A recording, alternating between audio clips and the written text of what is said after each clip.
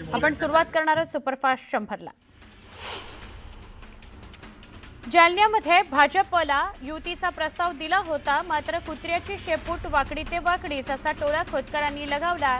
तर PR card प्रकरणावरून भाजपच्या चिल्लर नेत्यानेच हा चिल्लर प्रकार केलाय असं म्हणत कैलास गोरंट्याल यांचा खोतकरांनी चिल्लर असा उल्लेख केला।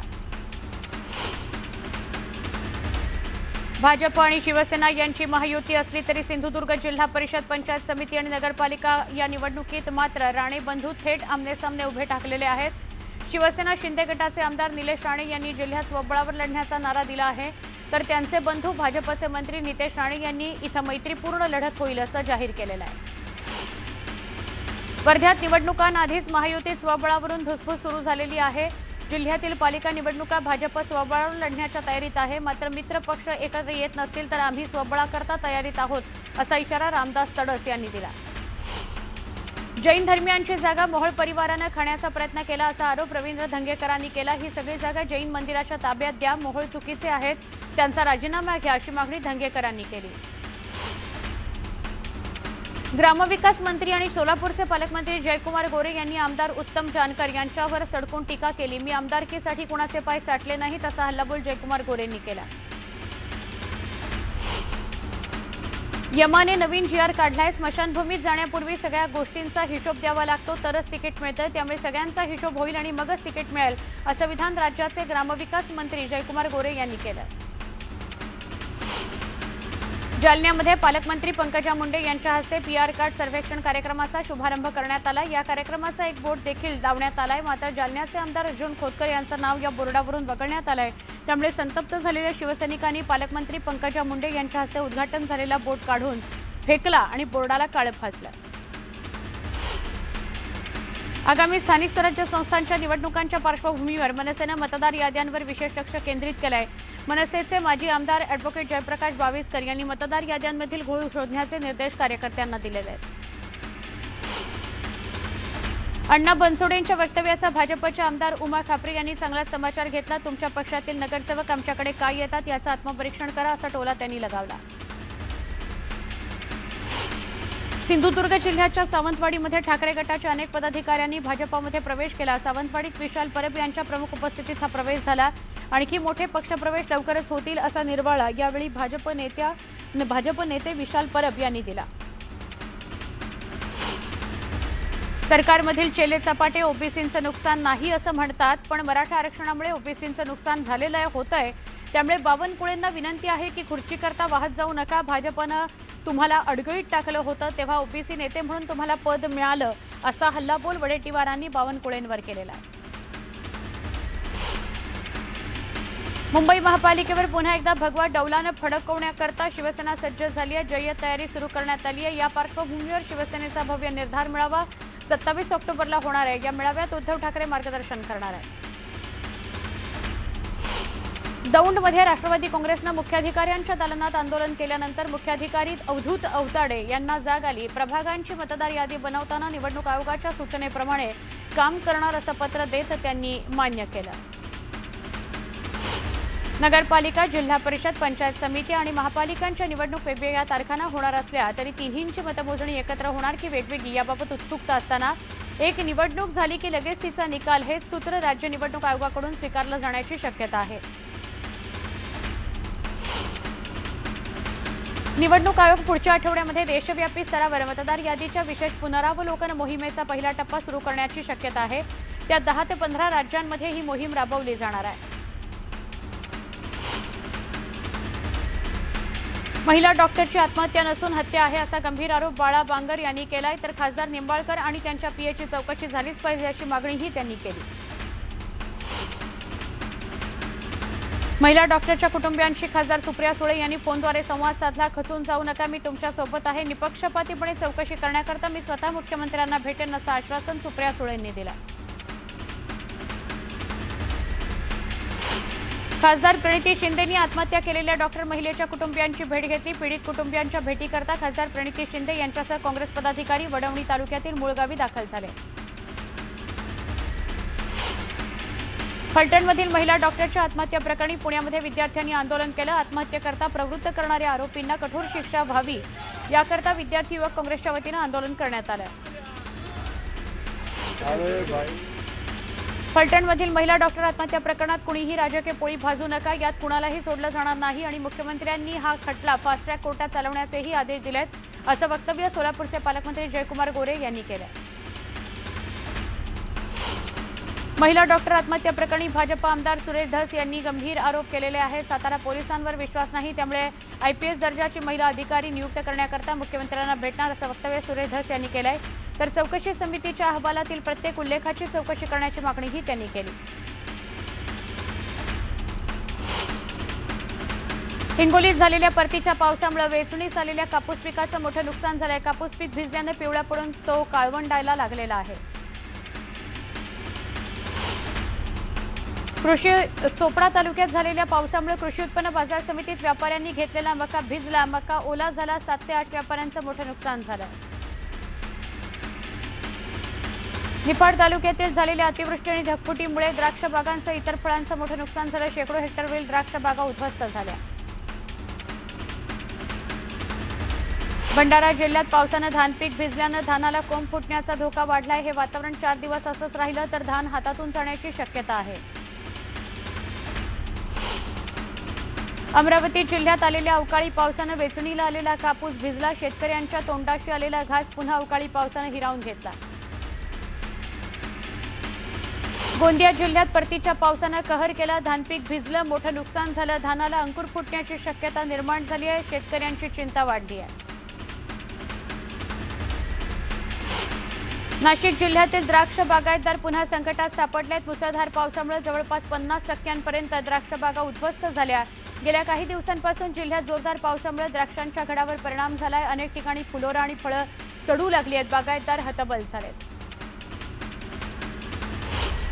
गेल्या महिन्यामध्ये परतीच्या पावसामुळे झालेल्या नुकसानीतून सावरत नाही, तोच ऐन दिवाळीत आलेल्या अवकाळी पावसानं धुमाकूळ घातला। कांदा पिकाचं मोठ्या प्रमाणात नुकसान झालं। शेतकरी हवालदिल झाला। ऐन भात कापणीच्या महत्त्वाच्या टप्प्यात कोकणात विशेषतः कुडाळ तालुक्यात झालेल्या अवकाळी पावसामुळे बळीराजाला आसमानी संकटाला सामोरं जावं लागतंय। हातातोंडाशी आलेलं भात पीक वाया जाण्याची भीती आहे। शेतकरी हतबल झालाय। पालघरच्या विक्रमगड आणि मोखाडा तालुक्यात पावसानं हजेरी लावली। सततच्या पावसानं भात शेतीचं नुकसान केलं। शेतकऱ्यांच्या उरल्या सुरल्या आशेवर पाणी फिरवलं गेलंय, त्यामुळे शेतकरी आर्थिक विवंचनेत आहे। मंत्र्यांच्या दौऱ्याच्या पार्श्वभूमीवर आळंदी मंदिर परिसरातील बाजारपेठ बंद ठेवण्याचे आदेश पोलीस प्रशासनानं दिले आहेत। मात्र प्रशासनाची ही भूमिका आडमुठी असल्याचा संताप व्यापाऱ्यांनी व्यक्त केला। आमच्यावरच असा अन्याय का, असा सवाल व्यापाऱ्यांनी केला। सोलापुरातील शिवसेना शिंदे गटाचे जिल्हाध्यक्ष अमोल शिंदे यांच्या दिवाळी फराळ कार्यक्रमाला सर्वपक्षीय नेत्यांनी उपस्थिती लावली। स्थानिक स्वराज्य संस्थांच्या निवडणुकीच्या पार्श्वभूमीवर सर्वपक्षीय नेत्यांमध्ये चर्चा रंगली। कार्तिकी एकादशीच्या सोहळ्याकरता विठ्ठलाचं दर्शन 24 तास सुरू करण्यात आलं। 2 नोव्हेंबर रोजी 24 तास दर्शन सुरू होणार असल्यानं विठ्ठलाचे राजोपचार बंद करण्यात येणार आहेत। दिवाळी सुटीत पर्यटकांनी रायगडच्या समुद्रकिनाऱ्याला पसंती दिली। राज्यभरातील पर्यटक सुटीकरता समुद्रकिनारी दाखल झाले। पर्यटकांनी समुद्रकिनारी निसर्गाचा मनमुराद आनंद लुटला। क्रीडा मंत्री माणिकराव कोकाटे यांच्या हस्ते धुळे शहरातील विद्यावर्धिनी महाविद्यालयामध्ये जिमचं उद्घाटन करण्यात आलं। येणाऱ्या काळात राज्यातील शाळा महाविद्यालयांसह जिल्हा परिषदेच्या शाळांमध्ये ओपन जिम देण्यात येणार असल्याचं कोकाटे यांनी स्पष्ट केलं। पुण्यामध्ये हिंदू महासंघातर्फे पोलिसांना निवेदन देण्यात आलं। आता शनिवारवाडा वादात आनंद दवे यांनी उडी घेतली आहे। शनिवारवाडा हिंदूंसाठीच असावा या मागणीकरता दवे आणि त्यांच्या कार्यकर्त्यांनी आंदोलन केलं। यावेळी पोलिसांनी त्यांना गेटवरच रोखलं। दिवाळीच्या सुट्या आणि वीकेंड निमित्त पर्यटकांनी किल्ले रायगडावर गर्दी केली। किल्ले रायगडाच्या पायथ्याशी वाहनांची तुफान गर्दी असल्यानं वाहतूक कोंडी झाली। मुंबई पुणे एक्सप्रेसवेवर वाहतूक कोंडी झाली आहे। मुंबईकडून पुण्याकडे जाणाऱ्या लेनवर वाहनांच्या रांगा लागल्या, त्यामुळे वाहतूक पोलिसांची चांगली दमछाक झाली आहे। सांगलीच्या पोलीस तालुक्यातील आमणापूर इथल्या एका शेततळ्यात मगरीनं तळ ठोकलाय। मगरीच्या वास्तव्यामुळे आजूबाजूच्या परिसरातील शेतकऱ्यांमध्ये दहशतीचं वातावरण आहे, त्यामुळे वनविभागानं तात्काळ मगरीचा बंदोबस्त करावा अशी मागणी करण्यात येते आहे।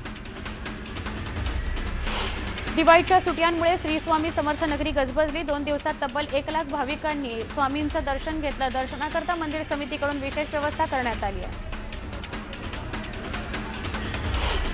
माजी राज्यपाल आणि पक्षाचे ज्येष्ठ नेते रासू गवई यांच्या स्मारकाचं काम पूर्ण झालंय। दादासाहेबांचा पुतळा, संग्रहालय आणि सभागृहाचं काम पूर्णत्वास आलं असून हे भव्य स्मारक उद्घाटनाकरता सज्ज झाले। 30 ऑक्टोबरला मुख्यमंत्री आणि दोन्ही उपमुख्यमंत्री यांच्या उपस्थितीत स्मारकाचं उद्घाटन केलं जाणार आहे।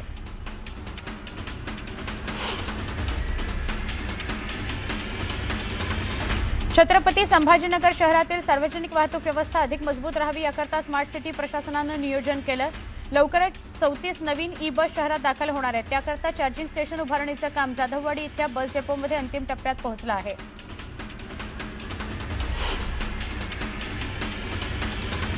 अमरावती इथल्या विमानतळावरून अलायन्स एअरलाइन्सच्या अमरावती ते मुंबई विमान सेवेच्या वेळेत बदल होणार आहे। सोमवार, बुधवार, शुक्रवार आणि रविवार असे 4 दिवस आठवड्यातून मुंबईसाठी विमान सेवा असणार आहे। त्या अनुषंगाने अलायन्स एअरलाइन्सच्या संकेतस्थळावर वेळेत बदल करण्यात आलेले आहेत। पंढरपूरच्या सावळ्या विठ्ठलाच्या दर्शनाकरता राज्यातून येणाऱ्या वारकऱ्यांच्या संख्येचा विचार करून रेल्वे प्रशासनानं सोलापूर, मिरज आणि मिरज लातूर या मार्गावरून विशेष गाड्या चालवण्याचं घोषित केलंय। 30 ऑक्टोबर ते 4 नोव्हेंबर या काळात रेल्वेच्या 36 विशेष फेऱ्या चालवल्या जाणार आहेत।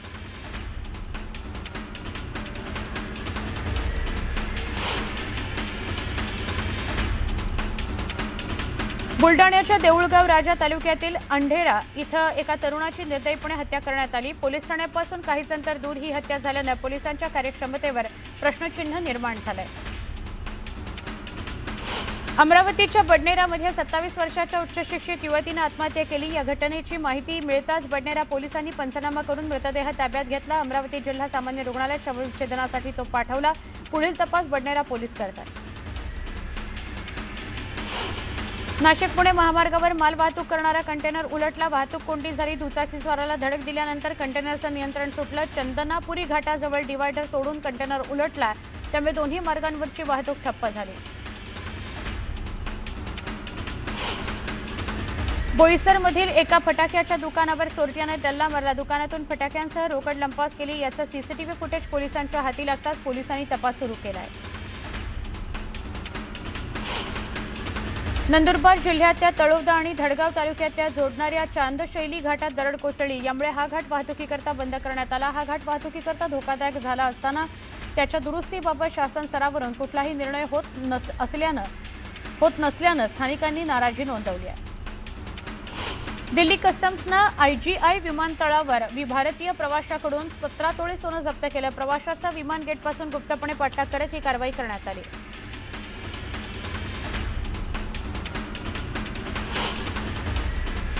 एक छोटासा ब्रेक घेऊया। पहा फक्त न्यूज 18 लोकमत।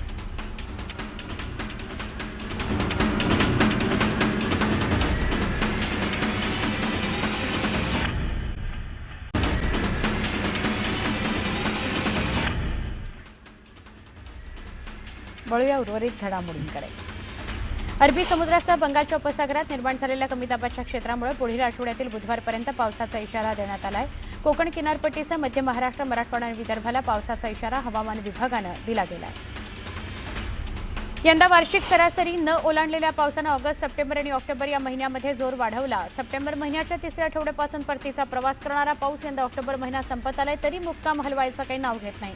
या अवकाळी पावसामुळे भातपीक धोक्यात आलंय। काहींची कापणी खोळंबली आहे।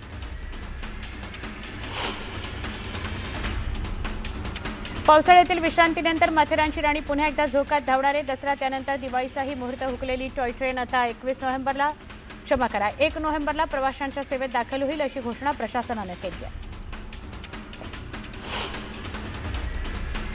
राज्यातील वाळू तुटवडा पुढील पंधरवड्यामध्ये मोठ्या प्रमाणात कमी होणार असल्याचं महसूल मंत्री चंद्रशेखर बावनकुळे यांनी सांगितलं। महसूल विभागानं 350 वाळू घाटांच्या लिलावाची तयारी केली असून सध्या राज्यभरात 500हून अधिक वाळू साठे उपलब्ध असल्याचं त्यांनी स्पष्ट केलं। गेल्या 8 दिवसांमध्ये ऐन विमान प्रवासादरम्यान मोबाईल पॉवर बँकचा स्फोट झालाय। 2 घटना अशा घडलेल्या आहेत। त्यानंतर आता DGCA विमानातून पॉवर बँक न्यायची की नाही, का त्यावर बंदी घालायची असा विचार करतंय। या संदर्भात नवीन नियमावली आणण्याचे संकेत दिले जात आहेत।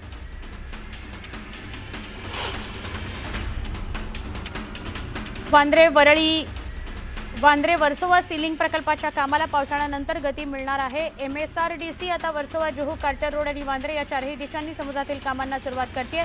त्यामुळे पश्चिम उपनगरातील वाहतूक कोंडी सोडवण्याकरता मदत होणार आहे।